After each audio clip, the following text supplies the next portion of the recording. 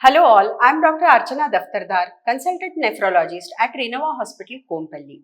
In last topic, we saw how to take care of our AV fistulas. So now we will see how to take care of the catheter. The catheter, as I told you, it can be a temporary catheter or a permanent catheter. Temporary catheter for the dialysis, it is placed under local anesthesia and it can be preserved for maximum 4 to 8 weeks. So while the permacath is placed in the operation theatre under local anesthesia and it can be preserved for 6 to 12 months also. So how to take care of these catheters?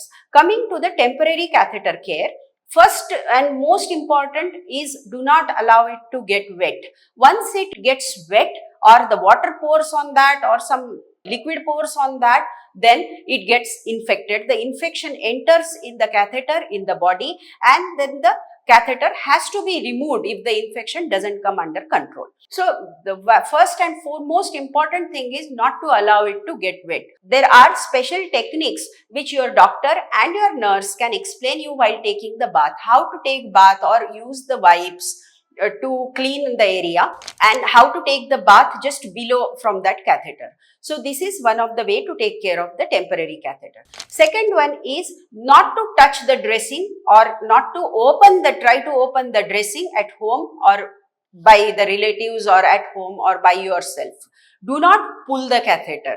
Once the dressing is done in the hospital, it has to be again changed only if needed at the hospital only with the trained personnel. That is important to avoid the infection.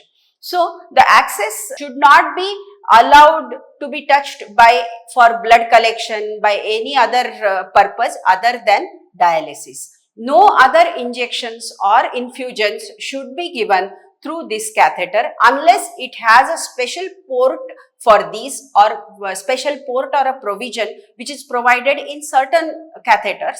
So unless it is done that, you should not allow it to touch anyone this catheter.